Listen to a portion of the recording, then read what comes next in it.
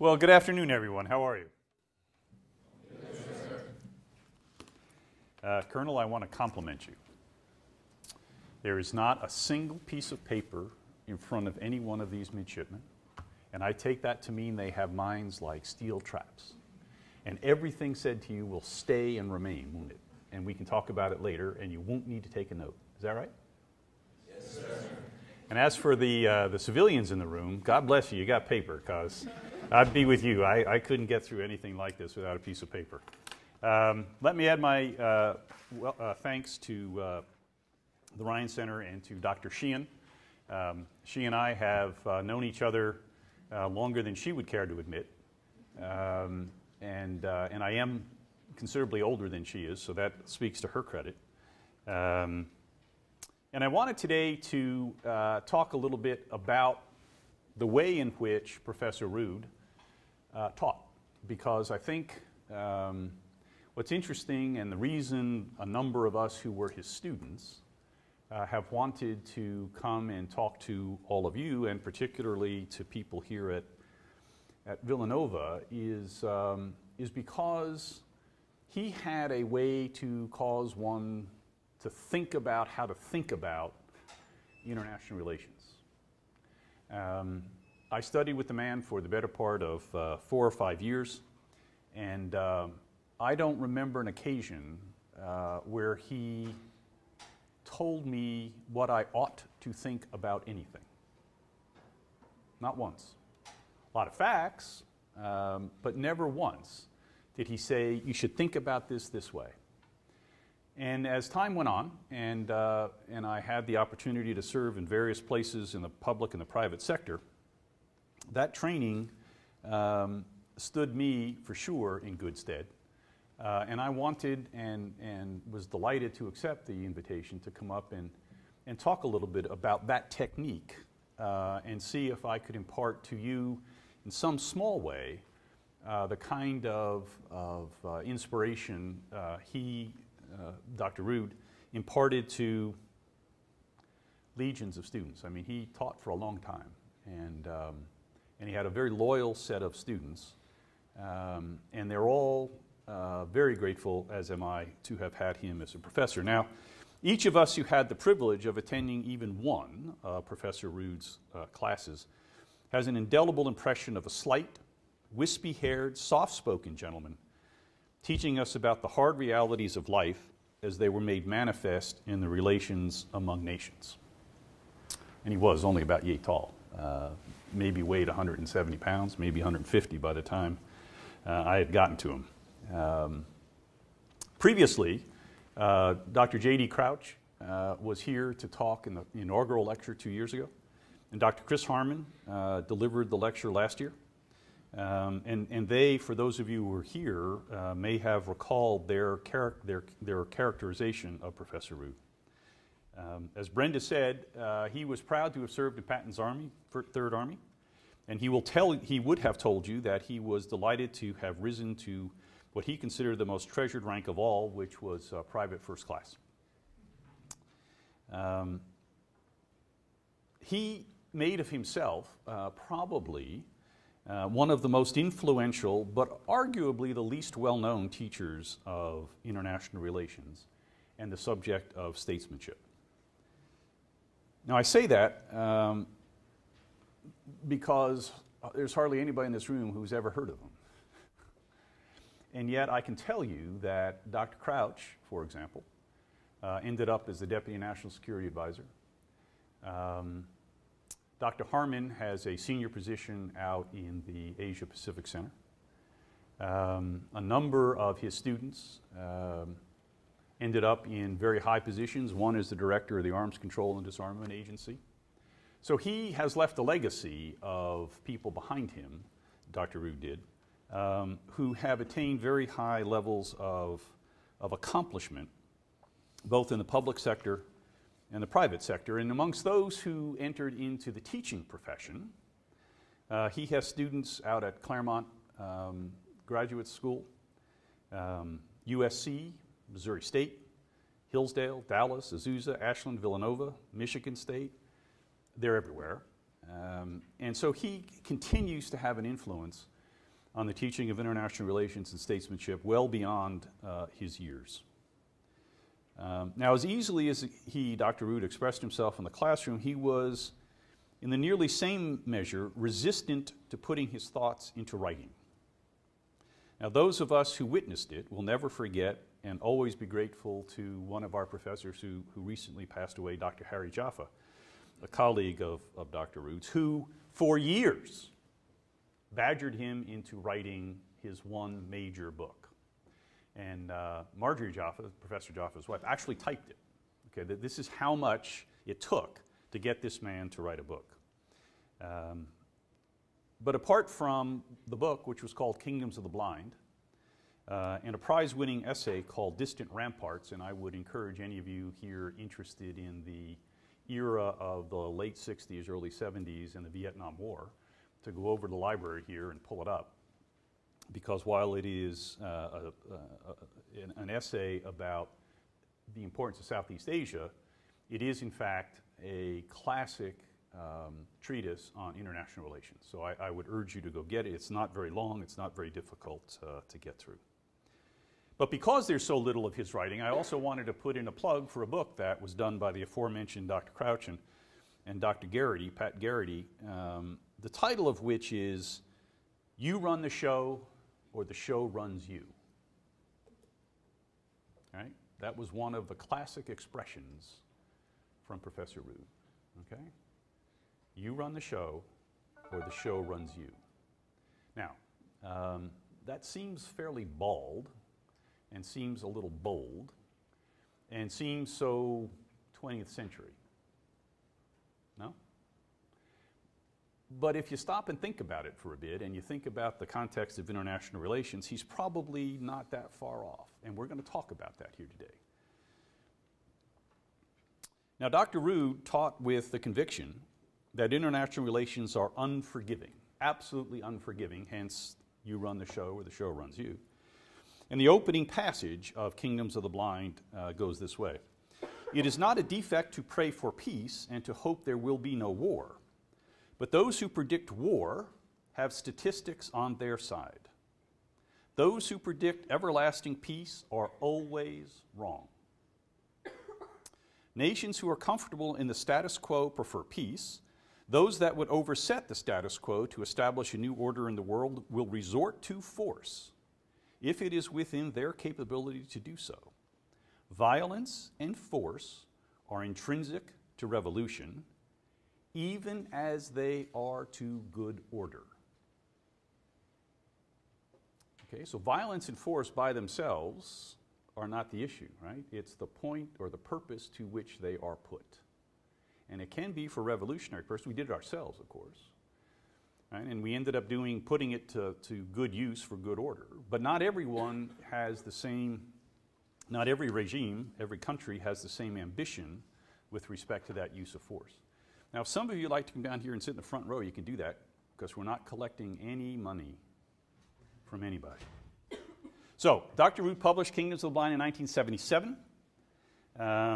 And the warning against the tendency of liberal democracies to deny the probability of war can be seen to be anachronistic, right? I mean, we're talking almost 40 years ago when he wrote it. But it seems to me we would, in our time, do well to heed the conclusion of the book. Why? We have terrorism on a global scale. War is rife in the Middle East.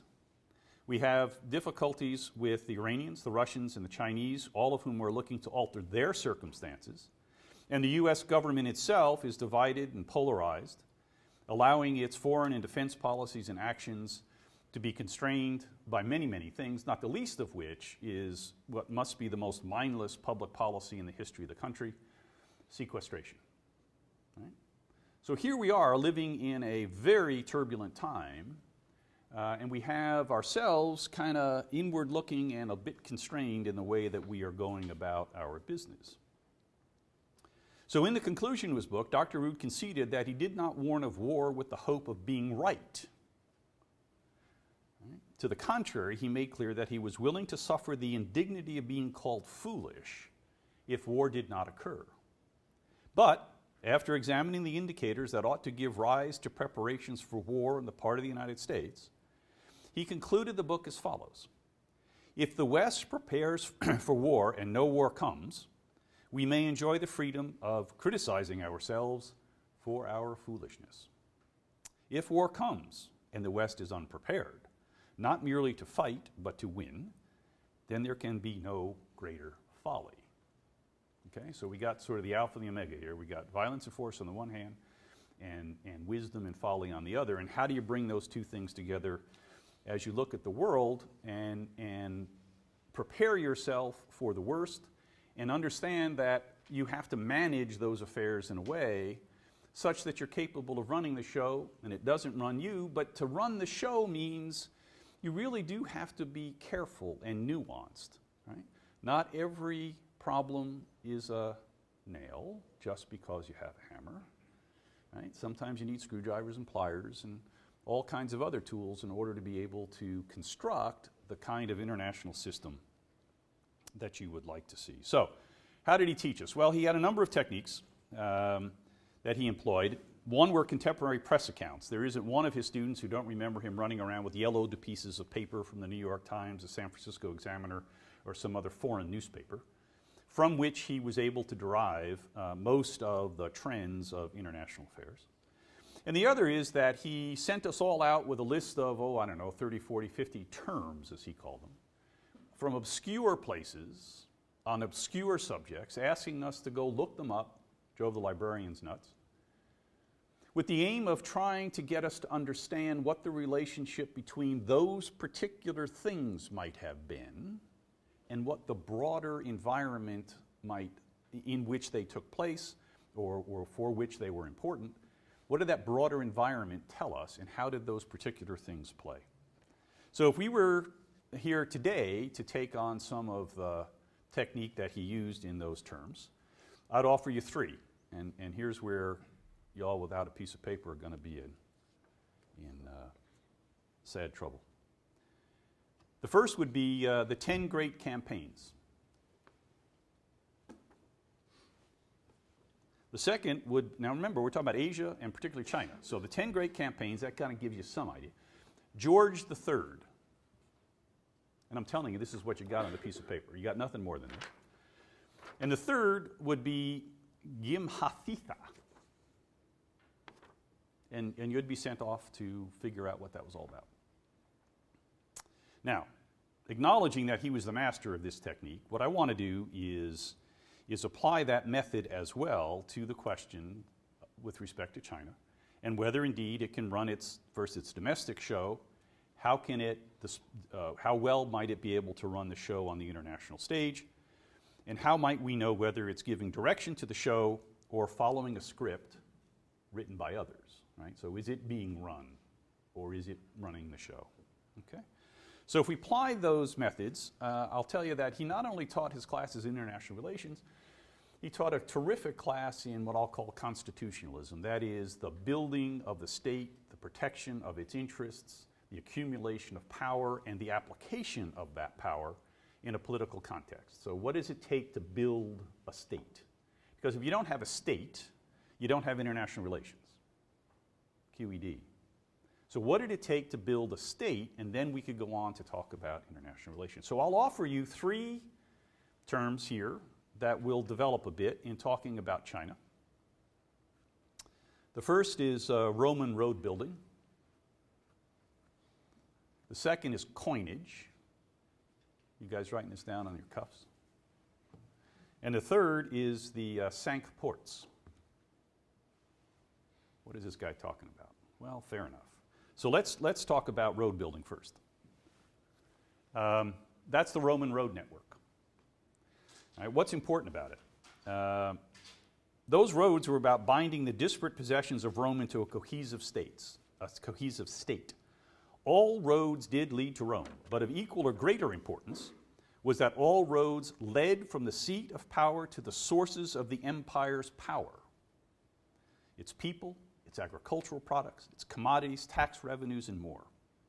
Provided the means of governing could be created, deployed, and employed by the state, those in the provinces and the riches they represented would continue to look and travel to Rome for reward and, more importantly, for honor. Now these were significant investments. The roads were estimated to have cost something on the order of $1 million a mile for some 55,000 miles of roads. Now they were built over the course of the empire. They weren't done all at once. All right? And by way of comparison, that would have brought the cost to someplace in the order of $55 billion. Right? The interstate highway system in the United States is roughly the same length. It cost about 10 times that, 8 times that, $425 billion. Okay? So we're talking about serious investments having been made. So the role of the infrastructure in building and cementing Roman rule and the strength of the empire, of course, is well established. And it took something on the order of 30 days to get from here to here in Roman times. In 1800, to get from the port of New York to New Orleans took about 30 days. So this is a magnificent achievement on the part of Rome, and it was clearly designed to bind the country together. But those roads were not very good for wagons. And why is that important? You can move bulk cargo by ship, but then you got to put it on a road and take it someplace. Well, yes, but you'd like to get as close as you could, right? So there were therefore ports had to be built, and infrastructure in those ports. And then there had to be a coast guard to look after the shipping, and then there had to be the taxmen at the ports. You get the picture? As a result of building that infrastructure, the Romans created a state. Well, the Chinese fully appreciate the value of infrastructure development. They'll spend something on the order of $4 trillion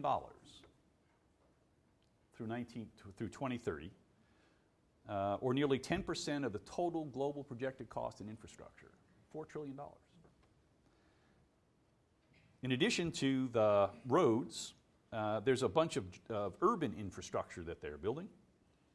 And they're investing heavily in road, rail, port, pipeline, and water projects. The national highway system will cost upward of $240 billion by 2020. It's going to spend another $300 billion on high-speed rail. All right. And like the Romans, they have completed 2 major aqueducts to bring water from the south to the north. By the way, I don't know if you know this, but Beijing is, for the most part, out of water. All right. So most of their water comes in from the south. They built 2 aqueducts. They have a third in hand, all for the purposes of feeding the development in the north, binding the south to the north, and the roads are designed to bind the coast to the inland parts of the country. And as they did before them, they have looked to extend, the Chinese have, their influence to its periphery. It now has 5 of the top 10 and 7 of the top 15 container ports by volume in the world. Nor are they content to remain at home with their ports. Chinese companies, either independent or state-owned, are investing in ports in, you guys got your pencils out? Bangladesh, Sri Lanka, Pakistan, East Africa, Greece, Brazil, West Africa, Rotterdam, Panama, Seattle, and Los Angeles. And oh, by the way, they're in negotiations to build a canal through Nicaragua to join the Gulf to the Pacific.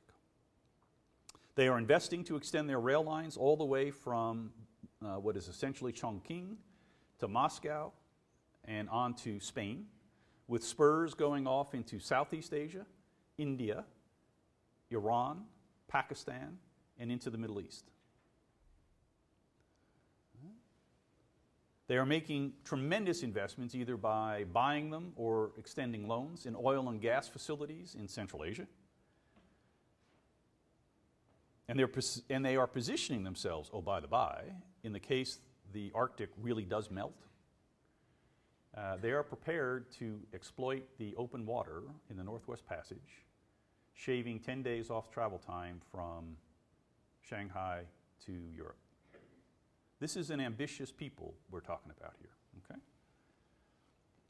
All of this aims to make of China the center of a global network of surface and seaborne transit, supported by a domestic infrastructure able to efficiently manufacture and transport internally the raw, semi-finished, and finished products that make up the global supply chain. And by the way, we haven't even touched on investments in IT, services, steel, cement, shipbuilding, automobile manufacturing, aerospace, coal and natural gas extraction, and we can go on. Tremendous amount of investment taking place in China. All right, so let's turn then to coinage. Now coins, here represented in the top by the English noble. Coins were once upon a time real money. That's gold in those coins. And the value of that coin was based on the amount of gold that was actually in it. And so the British, to this day, and with respect to this coin here that they mint, which turns out to be platinum, okay, actually still have a ceremony they go through to determine whether or not those coins meet the standards for weights and measures. Okay? So once upon a time, it was money, not just coins or representation of value. It was real money. But the coinage evolved as it became more and more inconvenient to be transporting either bullion or those coins, which weighed a significant amount each. Right? We ended up with paper money. And Florence became the banking center of Europe. The bank, by the way, does anybody know the etymology of your local bank? It's French for a seat. Turns out the Florentines sat on benches outside the ports and collected all the money and gave out chits, and that's how we got banks. Okay? Now that's a word that would find its way onto a Rudian list. Now as time passed, the trading system became increasingly complicated. But throughout it, right, there was one constant, and that was the role of government. Remember, we're talking about state building and all the rest. In affecting the value of money, the currency which was based on it, that is on the value of the money, eventually the direct supply of the currency itself, and it came to establish and enforce contracts associated with property and trade, markets and regulations related to the import and export of money and currency, as well as goods and services. So not only was this the origin of banks, but by the way, it also gave a boon to lawyers. Because there had to be a set of regulations that governed the way in which commerce took place inside the state and out. Now the U.S. economy may be viewed as the epitome of this revolution. It's based on the dollar, both domestically and internationally, which in reality is what? It's an IOU issued by a bank, chartered by the government, which entitles the bearer to gain from the government. I mean, we go through this, right? I mean, the dollar isn't worth a spit. It's what it represents that has value, right? And all of that is a function of not just domestic regulation, but an international understanding that dollar-denominated trade is a valuable way to trade. You can be sure if you pay somebody in dollars, you are going to get the value of that dollar in return. Okay? So the international economy today is obviously based on the American dollar. There's some debate over whether that's a good or bad thing for us, but it's a fact. Okay?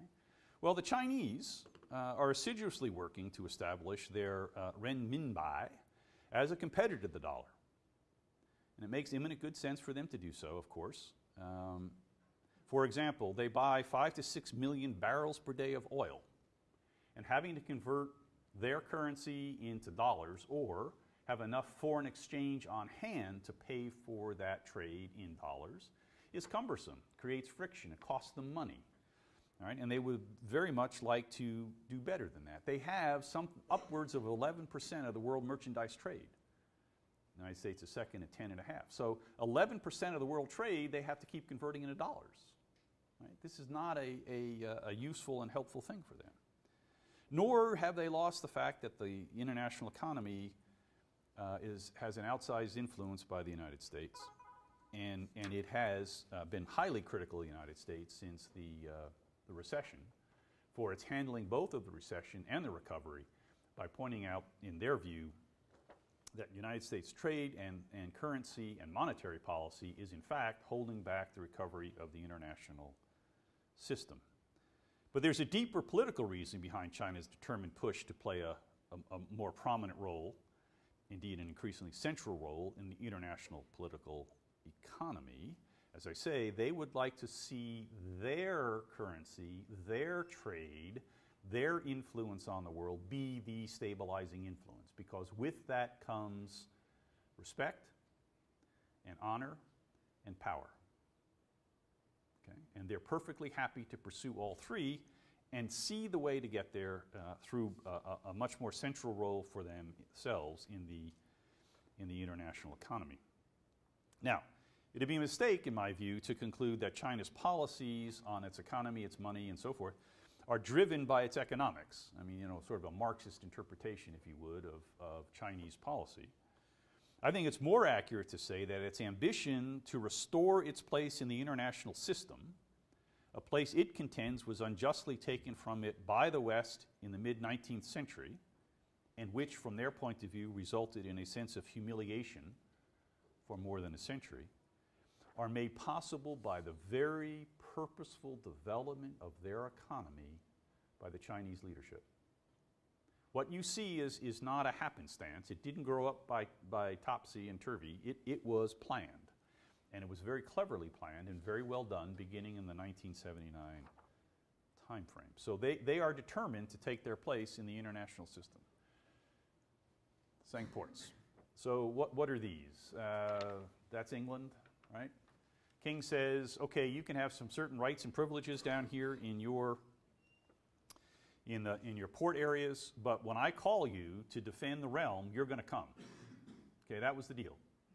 So there was a compact established between the crown and the subjects in which they agreed that each had obligations to the other. Right? Now, there was no mistaking that at this point that compact was based more on force than trust, because you may remember here the Magna Carta, right, which is about 100 years after the thing I just showed you there. What it says down here essentially is that, oh, by the way, we're going to put these 25 guys together, and if they can make me do what they say I have to do, I may do so. And once I've acceded, they best not continue to push their advantage, because I will not tolerate it. Now, that's not the usual reading of the Magna Carta, I understand, but that was the substance of the agreement that was made at the time. Now, it evolved, and we hold it now in great reverence.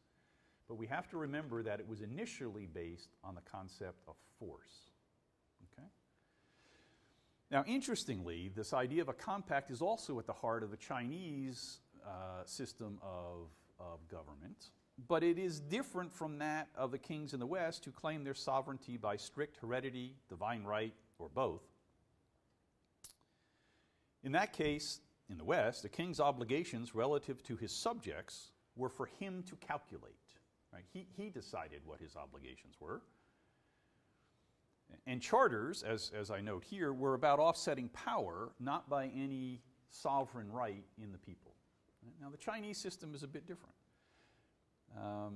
Legitimacy there the dynasty is observed to enjoy the mandate of heaven, provided that it fosters and protects, and is seen to be doing so by the people, the harmony of society. And that harmony in turn is a function of a compact between the court and the people. The emperor had an explicit duty to provide the people with safety from social disruption, war, famine, natural disaster, and to minimize the burdens imposed by and the inevitable corruption of the emperor's court, the emperor himself, and all of his functionaries, in return for obedience and compliance with the local administration of the court's representatives. Now, they were a highly trained group of people and were highly disinterested in what took place for the most part, until, of course, they became themselves corrupted by the fact that they had such enormous influence over local affairs. And so what happened in the Chinese system is eventually, we can historically look at the dynastic cycles. Right? And if you'll note, there's some regularity into how long they last, somewhere between 2, 3, 350, and they run out of steam. And the way in which the Chinese deal with that change is essentially to kill the current leadership and bring in new leadership. Right? And that's either done internal revolution or by external invasion, but either way, the ruling dynasty is, for the most part, killed, and the new dynasty takes over. Now, the leadership of China through the Chinese Communist Party is reminiscent of, and accepting differences in detail, the dynastic courts. Its legitimacy, that of the Communist Party, rests not on a mandate of heaven, but on its ability to maintain its preeminence by managing the affairs of the Chinese people while meeting the needs of society. And it's not for nothing that the heirs of the 1949 revolution and others associated with them, including the current president, are known as princelings.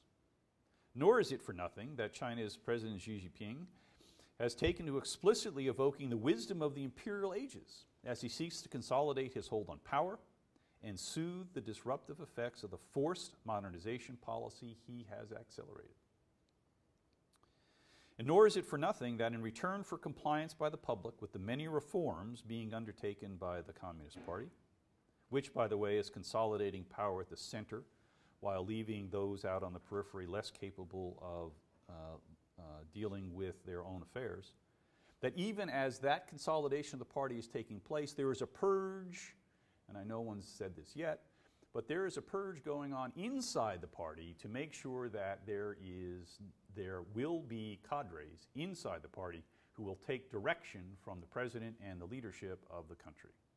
Because we can't afford to have, can we, the Communist Party acting on its own and not taking directions from the leadership. That won't work. Now, some would say that the objective of the current reform movement underway is to create what's called the rule of law. I would suggest that it's the wrong preposition, it's the rule by law. So here's the law, and you'll all follow it. Okay? And the party, and the apparatus and so forth, makes the law. So it's a rule by law to make sure that the population follows.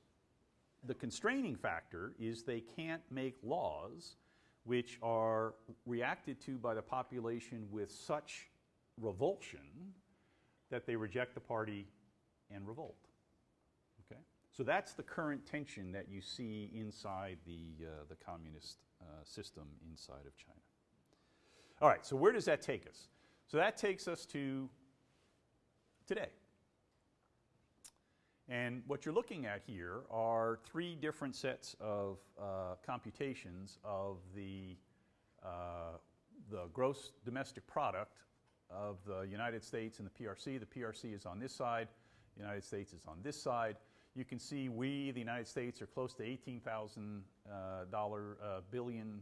They're at about 10 trillion. They're at about 10. This is per capita. Okay, and they're roughly in this neighborhood here, and we're roughly in that neighborhood there. And here it is at purchasing power parity, and you can see they're at about 12, we're at about, can't forget what the number is, 52. So about a factor of 4. Okay, so that looks to be a pretty big difference, but that's significant growth over a very, very short period of time. The date here is 1981. This is 1990. This is 1981. So in the course of 30 some odd years, they have taken their economy from near to zero to being one of the largest in the entire world, and have gotten to their people an enormous amount of goodness. So here's the poverty rate in China and how it's declined. So this is again 1981, same date. Here we are in 2010. All right, the bottom's dropped out. Now remember, this is a country of 1.3 billion people. And that's what they've accomplished in an extraordinarily short period of time. And the one on the right is where they rank with respect to other nations in the world. But it's not only that the poverty rate is down. This is households who are middle class consumers, right? And this is roughly 55% of the total number of households in urban settings. This is what it is in the rural setting. Not so good, huh? And that's what it is on the national average. Now, what this tells you is, bless you, they've moved a lot of people and will move more people into cities. Okay?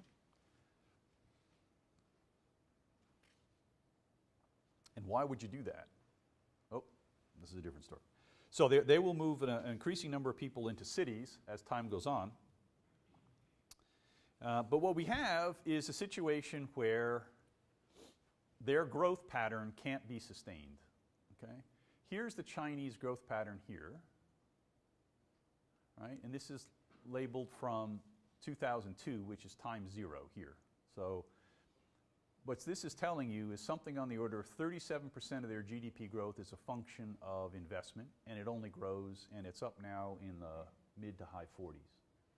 These are other countries in that part of the world who have gone through the same experience. Okay?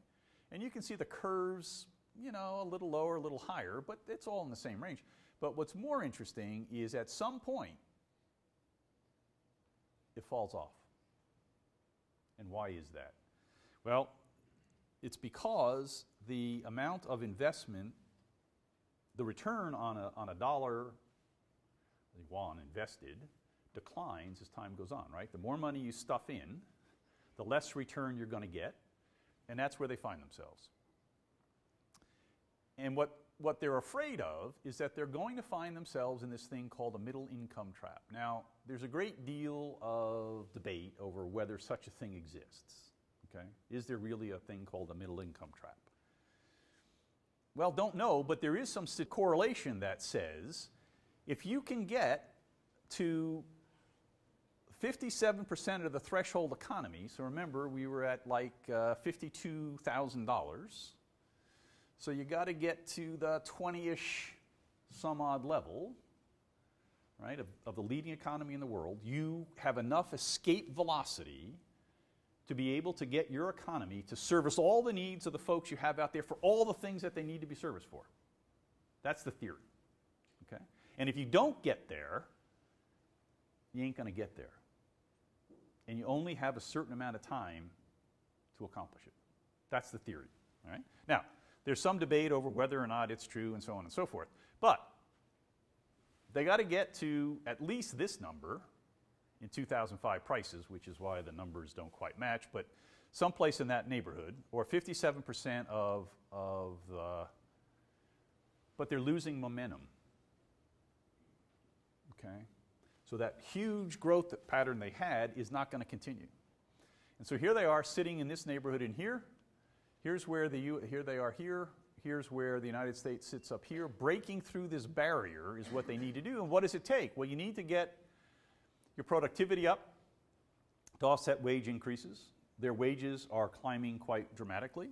You need education in the working class to build what's called the knowledge economy. And you've got to get past the processing export. You've all seen the chart, right?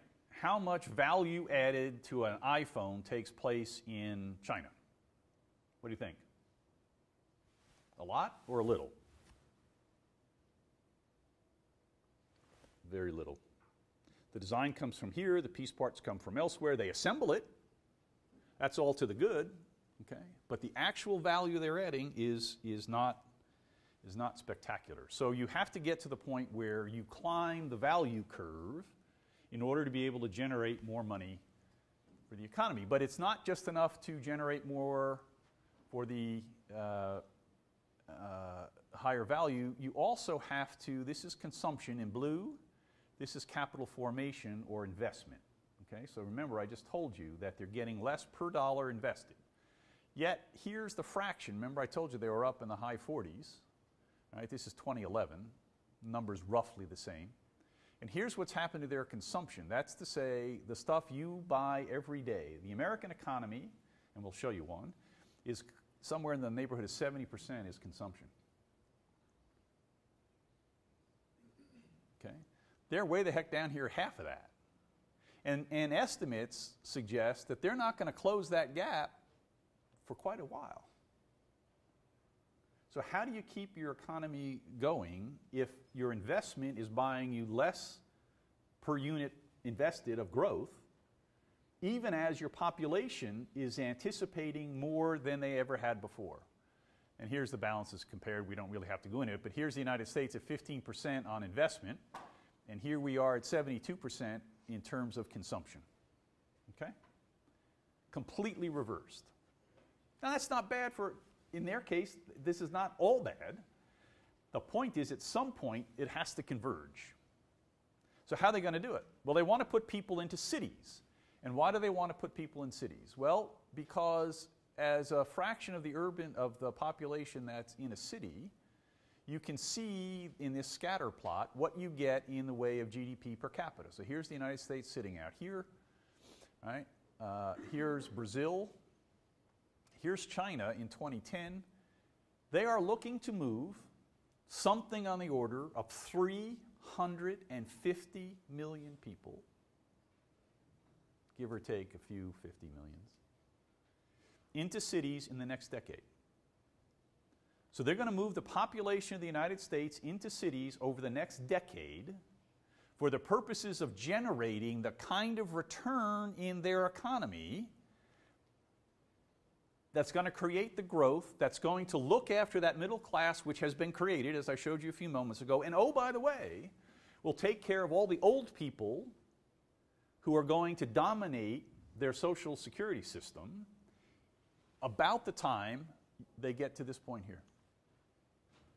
And China's population is projected by 2030, in the 30 to 50 time frame, to actually begin to decline.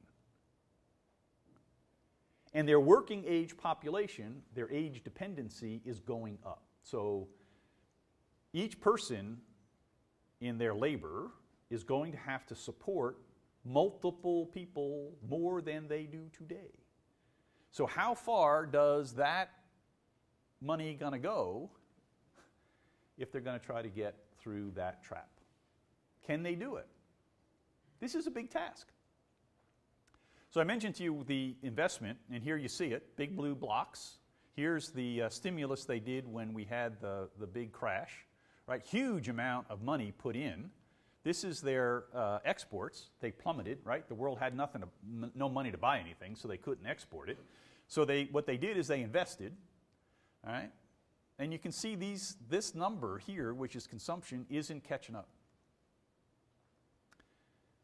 Too complicated, don't even try. Nobody has to take any notes. The important thing here is this. Between 91 and 2011, okay, the number out here was 3.9.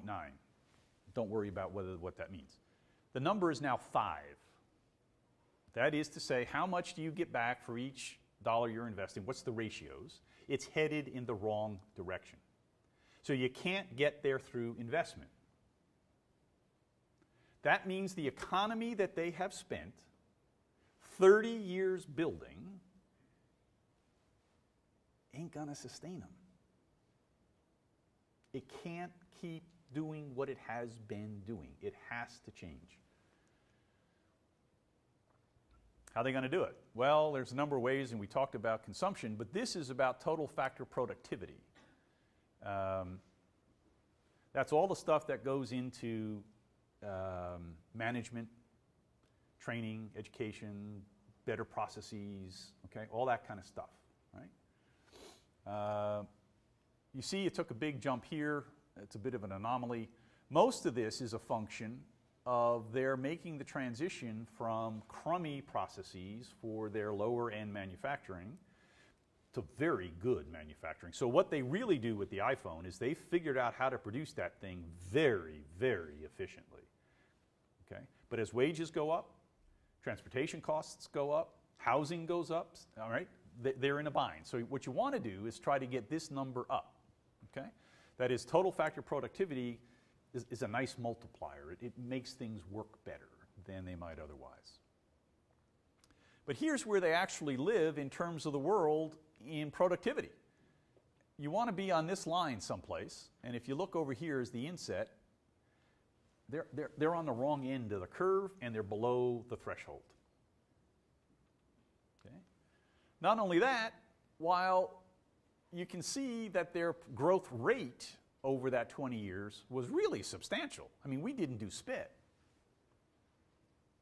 Why? It's a fully mature economy. You wouldn't expect there to be a huge increase in productivity, right? I mean, think about your own productivity. Has it gotten any better? It's a joke. But if you said, what is it per worker? Now we're down here.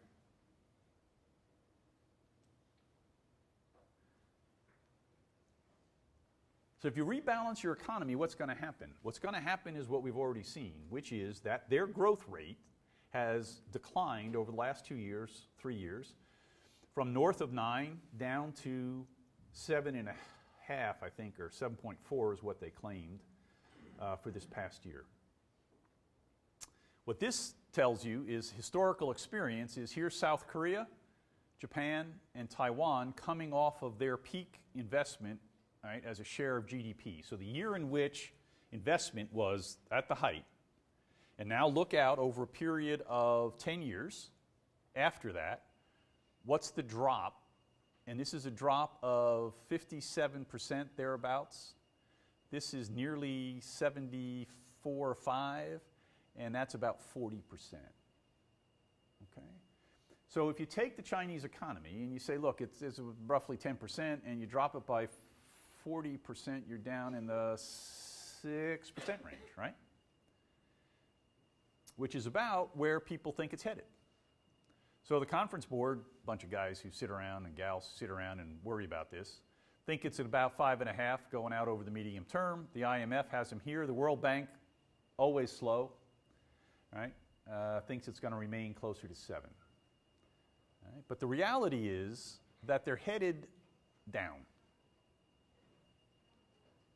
Okay? So here's an economy used to burbling along at 7, 8, 9, 10% a year, is now down into the 5, 4, 3% a year. Still not nothing, better than we're doing. Right? We can't quite crack 3. Okay, so that's not bad. But they've got 1.3 billion people to look after. Their demographics are headed in the wrong way, and the costs that they have yet to pay out. In other words, they made the down payments I told you about investment. That's, yes, I've started the road, but I got to finish it.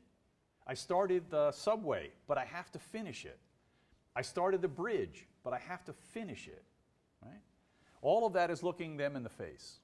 So if you look at their growth projections going out, here's one that says, yeah, they reform, and the best they can do there is someplace in the 6s, and here you see them on some estimates dropping as low as 1.5%. Okay? I would suggest that that says there's trouble in River City. Okay? These are some convergence things here. You can see again, even if they reform, if they can get themselves to per capita numbers relative to the United States, they're still at 40%. And if they don't, they're just going to flatline. Okay. Estimates. Now, why is it important to think about growth? If you look at those numbers out there, there is a massive difference in terms of the actual GDP in the 25-30 time frame, right? So here we're in the 60 to 75. Here we drop below 60, maybe down as low as 40. And here we're down closer to 40. This is 3.5% growth. That's 5% growth, and that's the current 7.25% growth. That's a lot of money that they haven't generated to support their economy. Okay? And more than that, debt as a percentage of GDP is at 250, 260%. They're even worse than we are. Okay? Remember, we deleveraged. You saw the bar before. They pumped money in. That investment is debt. Okay? And, whoops, and most of it is down here. You see in corporate debt in here. This is rolling over loans. As they can't quite pay them, so they go out and get some more money. Money is cheap to borrow because they suppress the interest rates on savings, so you can get the money. Right? So their debt burden has grown dramatically. So, can they run the show? if what you did is you set out consciously and purposefully in 1979, maybe a little before, but noticed by the rest of the world, 1979, to create an economy that was going to modernize your country and make it possible for you to take your place in the international system and be accorded the respect that you believe you have been denied for the better part of 100 years, and you find out you maybe don't have quite enough momentum to get you there. What are you going to do?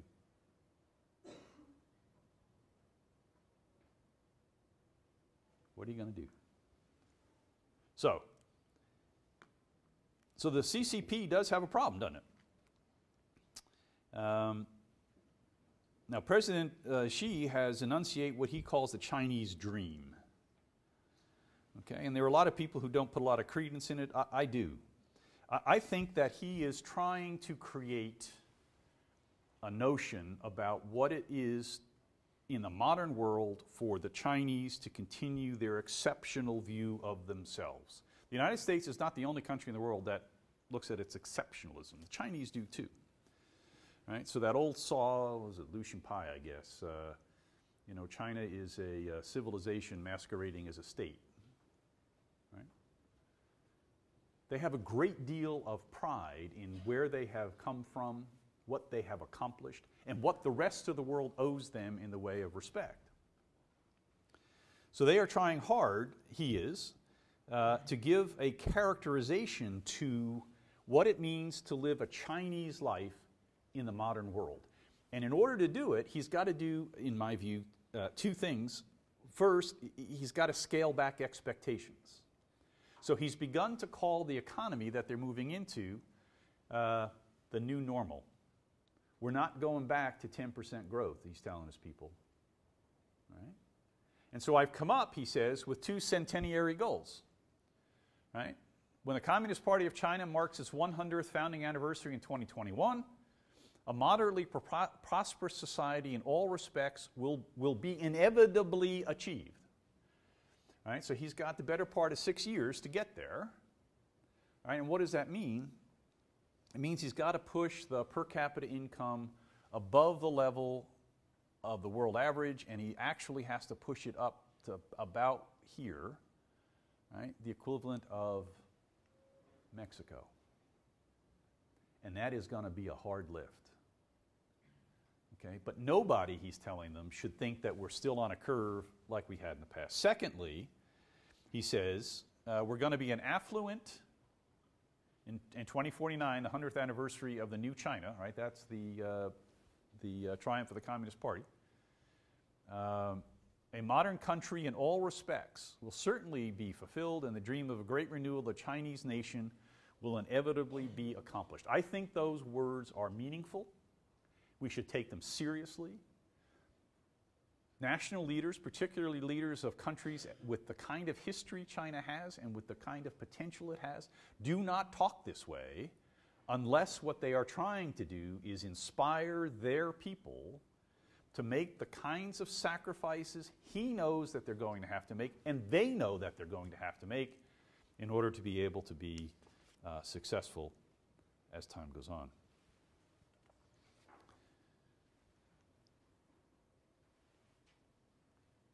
Secondly, the Chinese dream means it's not just at home.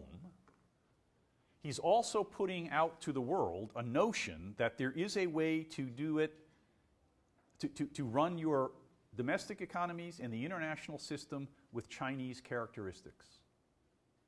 Right? And that has to do with non-interference. It has to do with letting governments make their own choices without the central bank coming in and telling you how to invest your dollars, accountants running around everywhere, lawyers, you know, the whole 9 yards. We're going to give you the money. We're going to come in and bring our own people in to do all the building and all the rest, but when we're done, you're going to have a wonderful bridge or you're going to have a wonderful dam and your people will be better off and there are no strings attached. I mean, that's the part of the vision that he is sending out there. In contrast to that of the United States and the West, which quite frankly tends to meddle just a bit in the domestic affairs of the countries that they wish to aid. And secondly, tends to take a pretty active role in the international system. So what they have done is they have set up a set of shadow organizations in the international system, and you see them here, right, which is designed to leverage the current international system in a way that says, look, if you aren't more pliable, if you aren't more willing to give ground to Chinese interests, we're just going to start to take this thing off in another direction where you're going to have to ask us if you can play. And you saw that come out of the Apex Summit, right, as we started talking about the various banks and investments and the New Silk Road and the AIIB. Right? He had a full list, President Xi did, of international initiatives to which the United States said, yes, but can we have a climate change agreement? That was important to us. And he said, yeah, sure, fine, but you need to understand we're doing this other thing here. All right? And we are getting ready to have a series of international organizations which are going to have Chinese characteristics and will offer an alternative to your leadership in the world as a whole. So, he's got one underlying problem, though. The place is still run by the Communist Party. And while all of that done by a one or a number of liberal states, we don't even have to be democracies, but states who are prepared to follow the Western traditions, is different in its flexibility, its approach, how it treats others and so forth, than a state run by the Communist Party, wherein the Communist Party's first and foremost interest is to keep itself in power. And the decisions it makes are made at least as much with a calculation as to whether or not it will remain in power as to whether or not it will be good for the country. Now, you say that can't be over time, this is going to evolve and it's going to get better. And so I offer you Hong Kong. And you watched it, didn't you? You watched it play out. And they said, no, look, I mean, rule by law. What the agreement said was this. Therefore, you protesters, knock yourselves out, raise your umbrellas, put up your barricades, that's all fine. But in the end, it's not going to change. And we're in charge here. Right? We talked about the need for innovation, for there to be a certain amount of growth and experimentation, right? Total factor productivity. I want to do the processes differently. I don't want to invest in coal. I want to be able to put my money into something else. No, no, no, no.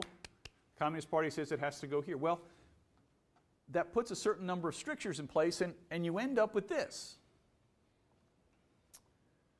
which is a political approach that says you are not free to make your own choices. You will make your choices in light of the decisions made by the Communist Party. And perhaps we may be headed to a point where there are decisions made by President Xi. Remember, we talked about the purge going on and the changes that are taking place politically. So this is a serious thing to be taken, to be looked at when you realize that it's this kind of activity done freely that makes the difference, right, between what might be a prosperous and peaceful society, and on the one hand, that we're familiar with, and the notion about what harmony means in the Chinese context and what do the Chinese characteristics imply. Well, they at least imply that you're not going to do these things. All right, so that brings us about to the end, but I didn't want to end this without helping all of you without a piece of paper. So the 10 campaigns were undertaken in the 1770s, 50s, 60s, 70s. And they were designed to secure the periphery of the Chinese Empire. And in this particular campaign, the Chinese sent an army out that essentially destroyed the Dzungar population. And depending on who you want to read, there were either 20,000 of them killed in battle and the other 500,000 sold into slavery, or they were all killed. You know, you can pick your sources and decide. The point is that the Chinese, the Qing dynasty decided this was a threat, and it was not a threat they were going to abide. And for the first and only time, the armed forces were given direction to eliminate that threat, and they did. Okay? The only time in history, as far as I've been able to determine, and as far as the sources have told me. So the 10 campaigns. Negotiations are never easy. You don't need to read this. King George III sends an emissary to China, says, I want to come to your courts and I want to trade. The emperor writes back and says, you don't really have anything we want. As your ambassador can see for himself, we possess all things. I set no value on objects strange or ingenious and have no use for your country's manufactures. Go away. Okay? I run this country. I run this civilization. We don't need that. And by the way, even if you said you wanted to come and live by my rules, I don't believe you could. Because I certainly know my people can't go to your court and live the way you do. So there's a notion here, and this is 1793, all right, about the exceptionalism of China. And lastly, the port. This is it down here. It's here in Sri Lanka. And these are the voyages of Admiral He, undertaken in 1405 to 1433. He had a fleet that would make your eyes water. All right? He dominated this part of the world. Now, for a variety of reasons, the emperor said, we're done, we're not doing that anymore. But nonetheless, that was the pattern of behavior. This, I mentioned to you all the ports that the Chinese are interested in having influence over. They are laid over the shipping routes of the world. And it's kind of hard, isn't it, to not see that 700 years later, it's still kind of one world, isn't it? So, that's where we are with our effort to apply the techniques of the Rudian approach. It's designed to help us to understand the factors that are going to make states states, and then what factors make states do what states do. All right? And it leaves you, it seems to me, asking the question, and we can discuss this. Can they run the show, or is the show going to run them? Thank you.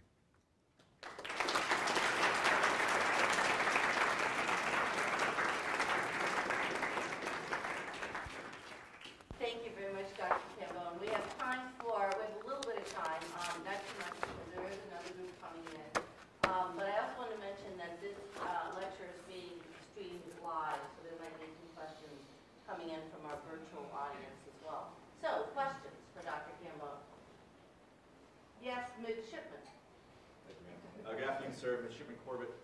I was wondering if you could speak to the Chinese's recent development of their Navy, homegrown fighters, homegrown destroyers, new aircraft carriers, and also talk about that in terms of if their growth does stabilize and they do prosperous, or if it fits. You got a Navy? The Chinese have a Navy. Developing sector. Yes, I mean, they spend a lot of money. I mean, what do I know?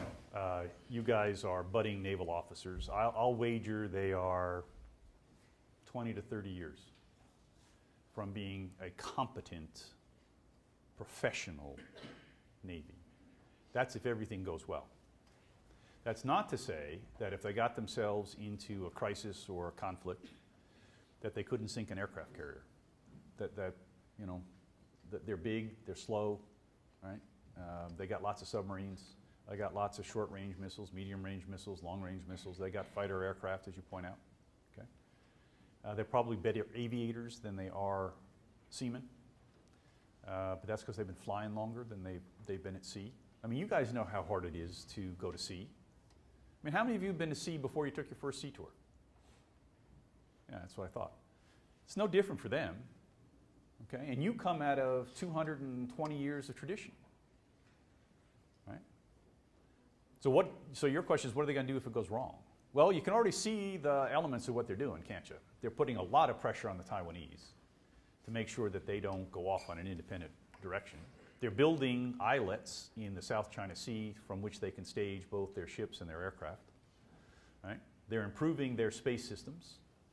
Right? They're doing all the things that you would expect them to do if they were going to look to assert themselves on the high seas. Oh, and oh, by the way, they sent a nuke sub into the Indian Ocean. Okay? So they will be a serious threat, and they're dangerous today, but they will be a threat as time goes on.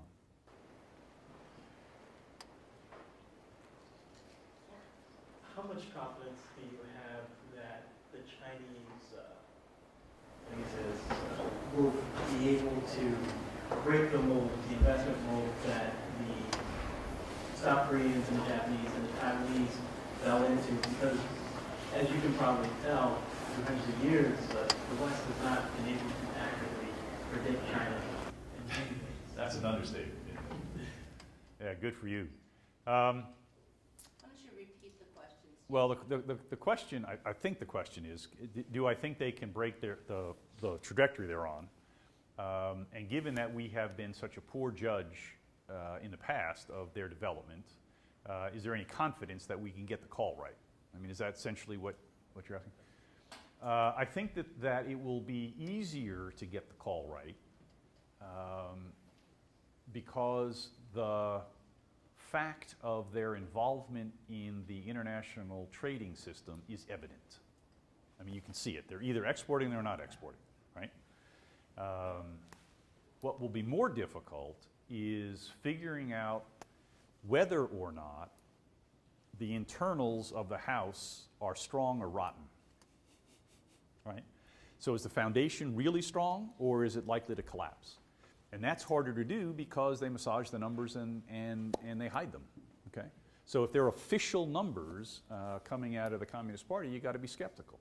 But as time goes on and you watch the unfolding character of the economy, you can get a pretty good sense of where things sit. So some will argue today that if you look at their unemployment numbers, all right, their actual economic growth this past year was 3.3%, not 7.4%. Right, now that's a big gap. So if you do that kind of simple calculation, then you're obliged, right, to go back in and figure out which is the more accurate or the more likely correct answer. Right? So it's going to take some work, but there's enough evidence there that you can probably do it.